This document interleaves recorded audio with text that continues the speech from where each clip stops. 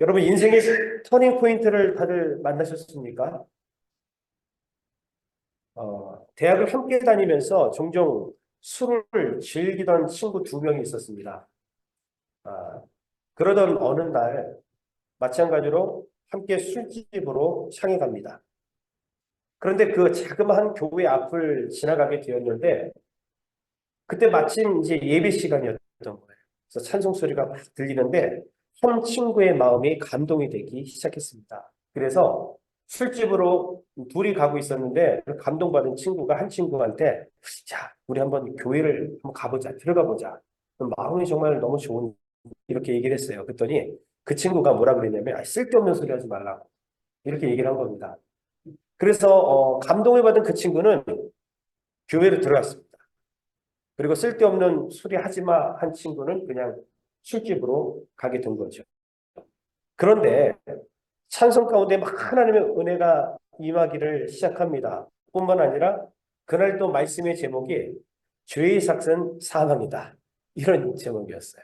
근데 그 말씀을 듣는 이 순간에 그 형제가 막 하나님 앞에 진실로 회개하기 시작했습니다. 그리고 새롭게 살아가기로 결단하는 계기가 되었던 것이죠. 그는 변화되었습니다. 그래서 변화된 삶을 살기 시작하는데 후에 그는 교사가 되었고 또 더 나아가서 뉴욕의 주지사가 됩니다. 그리고 더 나아가서 미국의 22대, 24대 대통령이 되었다고 합니다. 그가 바로 클리브랜드 대통령입니다. 그런데 그때 쓸데없는 소리 하지 마 하고 술집으로 향했던 그 친구는 클리브랜드 대통령 그 취임식을 감옥에서 이제 사형수의 어떤 모습으로 듣게 된 거예요. 그러면서 그 신문을 보는 그 순간에 펑펑 후회하고 울었다는 실제 일화가 있습니다. 여러분 누구에게나 사실은 터닝 포인트가 있습니다. 이 클리브랜드 대통령한테는 적어도 그 교회가 그렇죠? 그리고 그 시간에 드렸던 예배가 터닝 포인트였습니다. 그리고 그 친구에게 있어서는 아마도 술집이 터닝 포인트가 아니었나 싶습니다.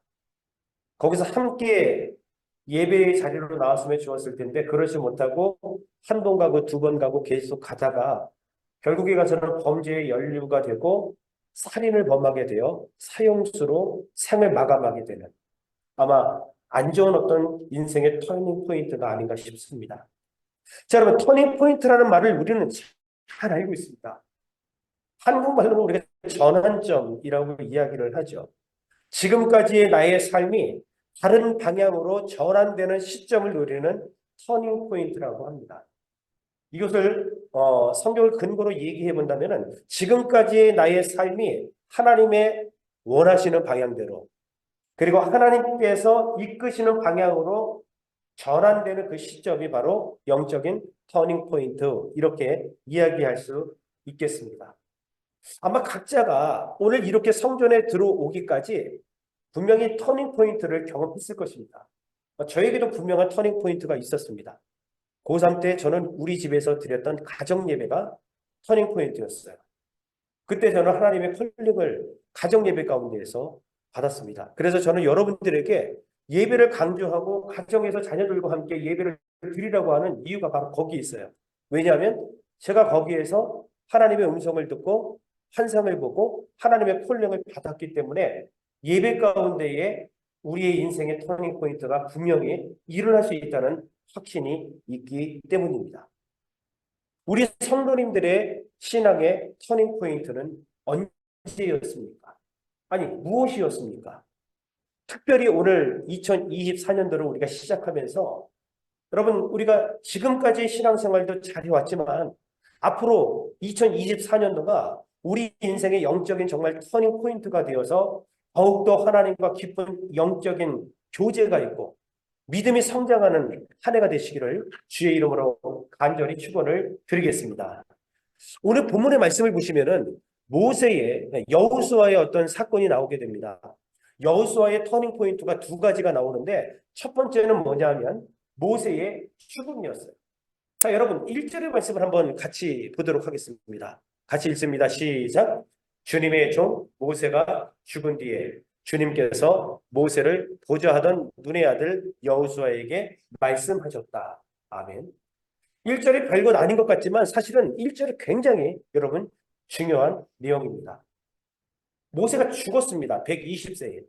그리고 나서 보좌관이었고 시종이었던 여호수아가 이스라엘의 새로운 지도자가 되었습니다.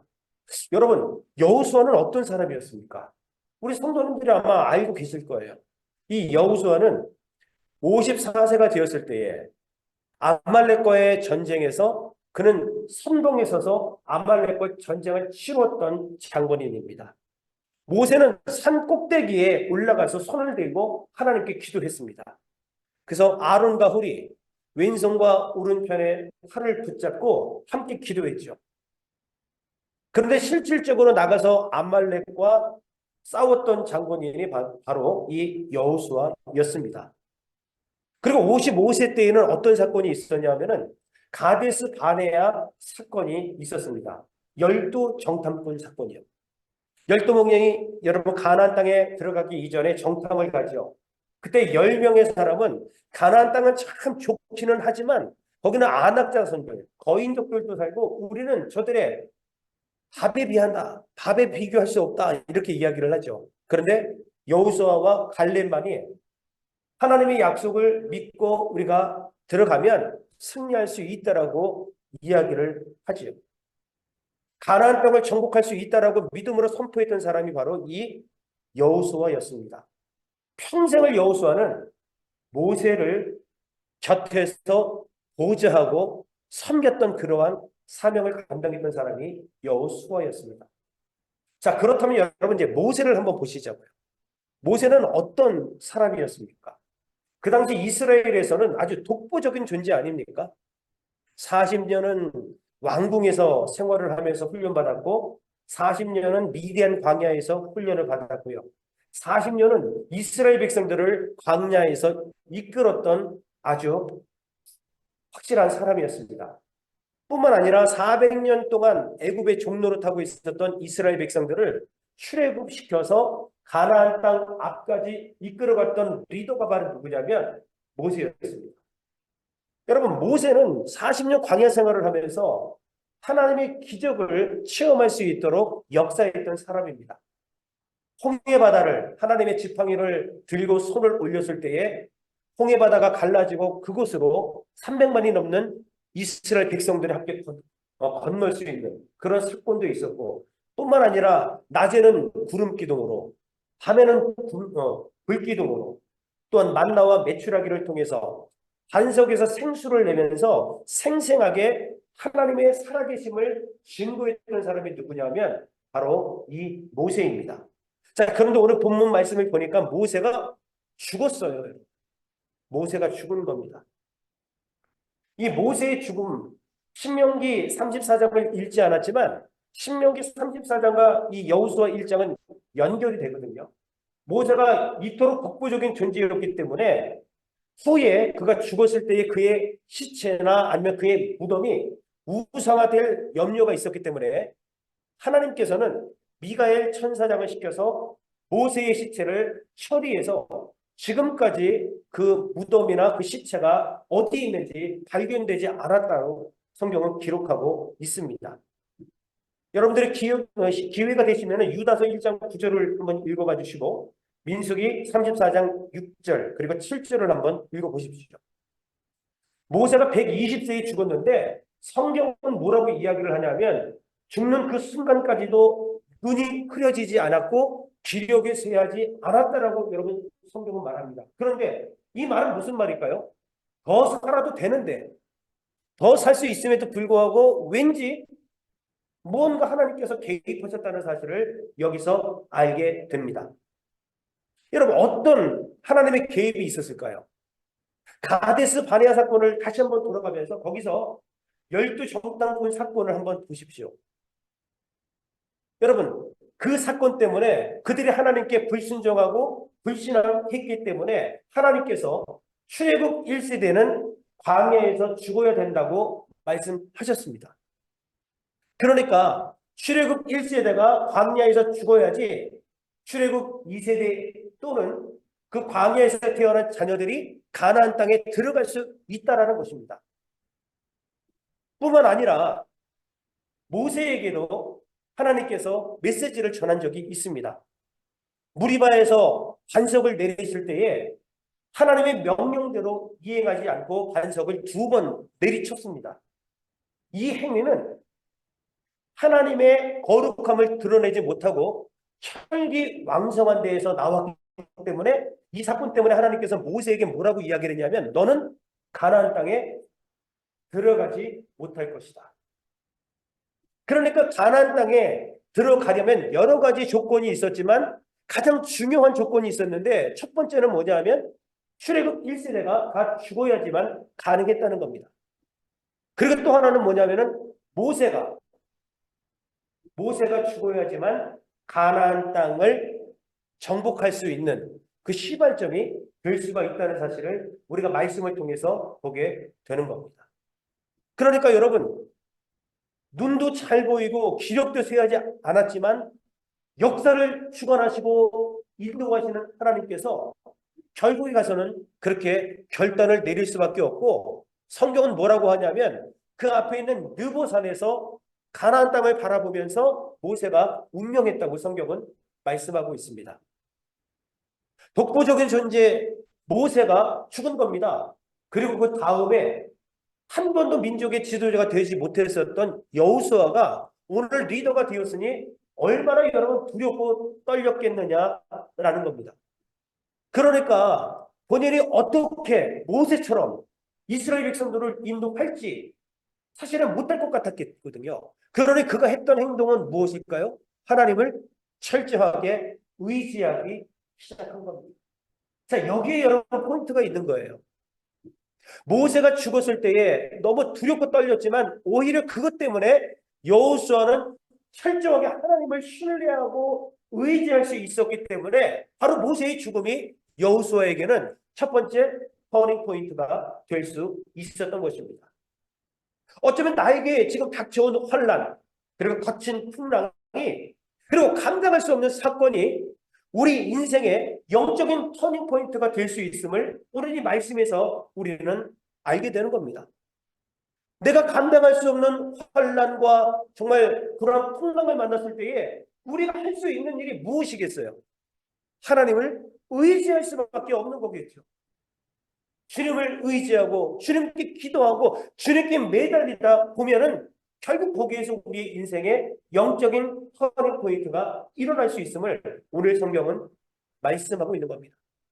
여러분, 2024년도가 정말 지금도 내 앞에 있는 그 문제, 어떻게 해결해야 될지도 답도 보이지도 않는 그런 문제가 있을지라도 그 문제로 인해서, 그 풍랑으로 인해서 더 빨리 하나님께로 나아갈 수 있는 영적인 터닝 포인트가 되시기를 주의 이름으로 간절히 축원합니다. 감사한 일입니다.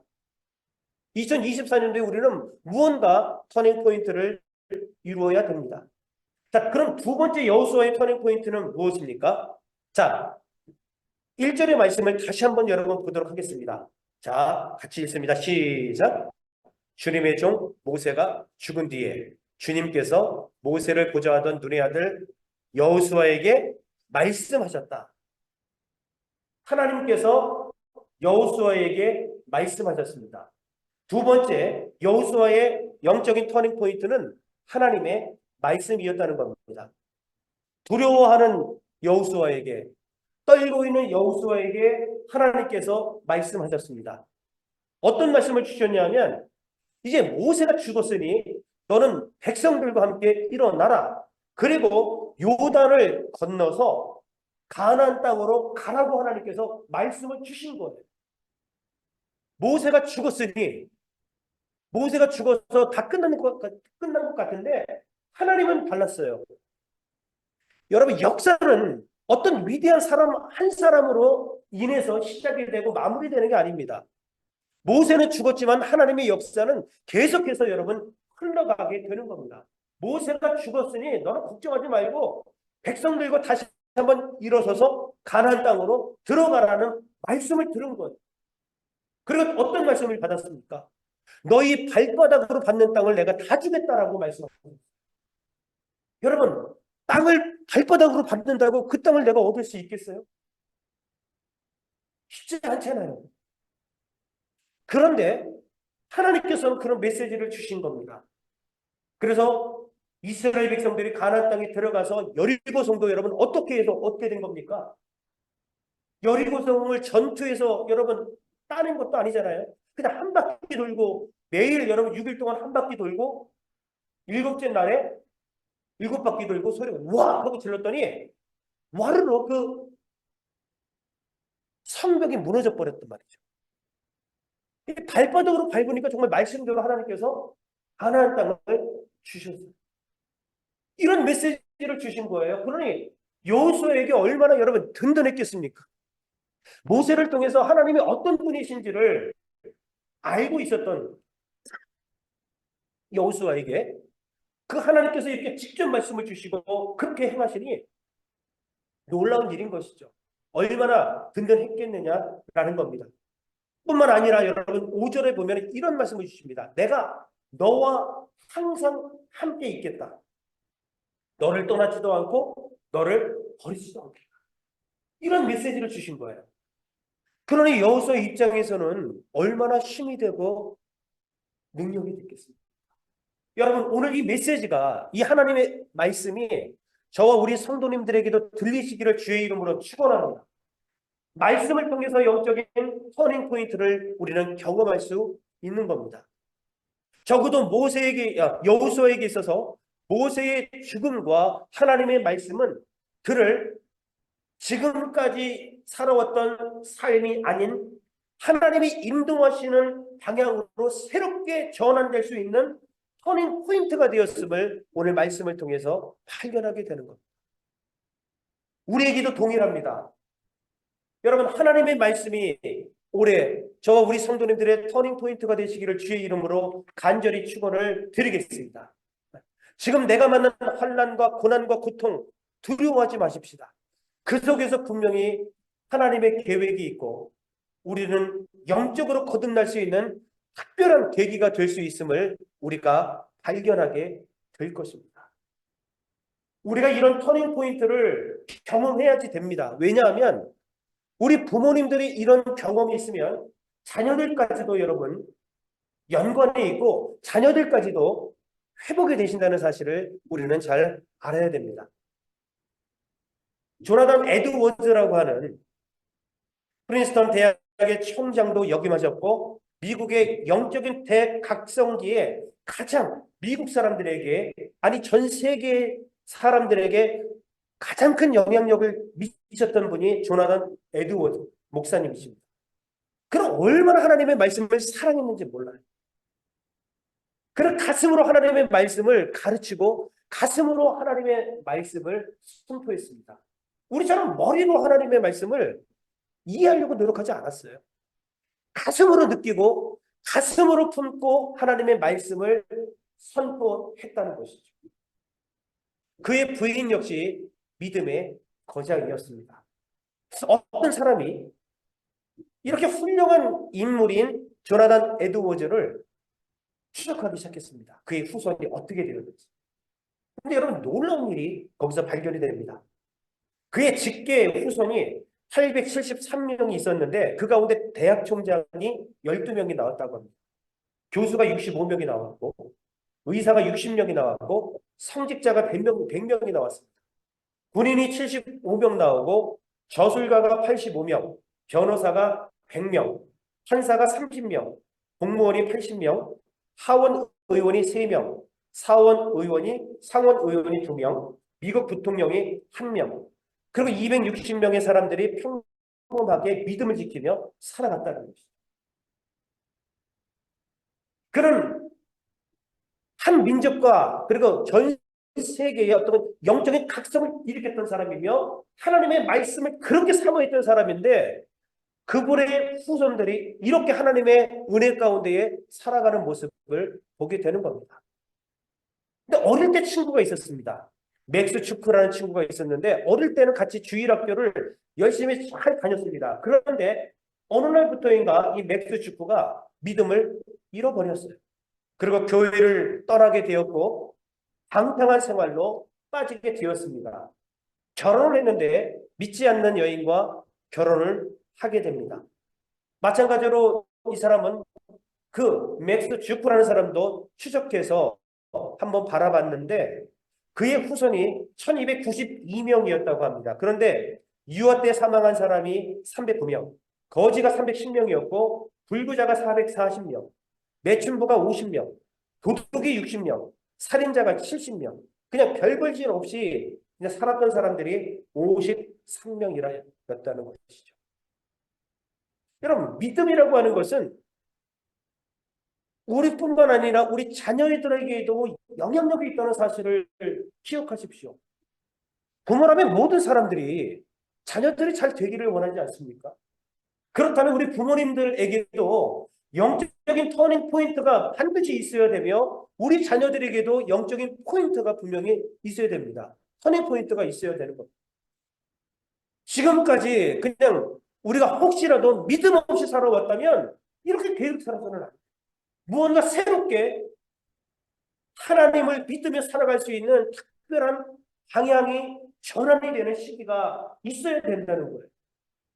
그것이 바로 하나님의 말씀일 수 있다는 사실을 여러분 기억하시기를 바랍니다. 저는 그래도 오늘 결론적으로 여호수아 1장 8절의 말씀을 여러분들과 함께 보고 싶습니다. 여러분 이 말씀을 한번 또박또박 함께 읽도록 하겠습니다. 시작. 이 율법 책의 말씀을 늘 읽고 밤낮으로 그것을 묵상하며 이 율법 책에 쓰여진 대로 모든 것을 성심껏 실천하라. 그리하면 내가 가는 길이 순조로울 것이며 내가 성공할 것이다. 아멘. 우리 태훈 형제가 좀 크게 멋진 목소리로 다시 한번 읽어봐 주시겠습니까? 이 율법책의 말씀을 늘 읽고 밤낮으로 그것을 묵상하여 이 율법책에 쓰여진 대로 모든 것을 성심껏 실천하여라. 그리하면 내가 가는 길이 순조로울 것이며 내가 성공할 것이다. 아멘. 여러분 말씀을 늘 읽으라는 겁니다. 말씀을 읽고 계십니까? 하나님 말씀을 읽으셔야 돼요. 성경을 공부하는 두 가지 방법이 있는데 하나는 숲을 공부하는 방법이 있고요. 그리고 나무를 공부하는 방법이 있단 말이죠. 그러니까 성경 전체가 66권인데 성경 66권이 어떤 내용인지 우리가 전체적으로 흐름을 알 수 있어야 된다는 겁니다. 그리고 나서 세부적으로 들어가서 우리가 공부를 할 수 있단 말이에요. 근데 우리가 성경을 읽지 않으면 이 66권이 어떤 내용인지 우리는 알지를 못한단 말이에요. 그러면 아이들에게 가르칠 수 없을 뿐만 아니라 우리도 하나님 말씀을 모르기 때문에 어떻게 살아야 될지 모르는 거예요. 목사님이 잘못 가르쳤다고 여러분 그렇게 말씀하시면 안 돼요. 왜냐하면 저는 여러분들에게 성경을 읽으라고 7년 내내 여러분들한테 제가 다그쳤어요. 거룩한 다그침. 성경 읽으세요. 성경 읽으세요. 성경 1년에 한번 일독합시다. 얼마나 제가 말씀을 드렸습니까? 왜냐하면 숲을 공부하자 이 말입니다. 밤낮으로 그것을 묵상하라. 묵상이 여러분 원어적으로 어떤 의미인지 아세요? 하나님의 말씀을 계속해서 되새김질하는 겁니다. 중얼중얼 되새김질하는 거예요. 한 번 듣고 저 지난번에 들었던 말씀인데 이게 아니라 계속 듣고 계속해서 우리가 말씀으로 묵상하는 거예요. 중얼중얼 되는 것이 여러분 묵상입니다. 이렇게 하나님의 말씀을 묵상하고 중요한 것은 뭐냐면 말씀에 쓰여진 대로 성심껏 실천하는. 정말 중요한 게 뭐냐면 말씀대로 살라는 거예요, 여러분. 우리는 하나님의 말씀을 통해서 영적인 터닝 포인트를 분명히 경험할 수 있을 거예요. 모세도 경험했고 오늘 여호수아도 경험했습니다. 그리고 우리가 아까 말씀을 나누었던 조나단 에드워즈 목사님도 경험했습니다. 우리도 경험할 수 있단 말이에요.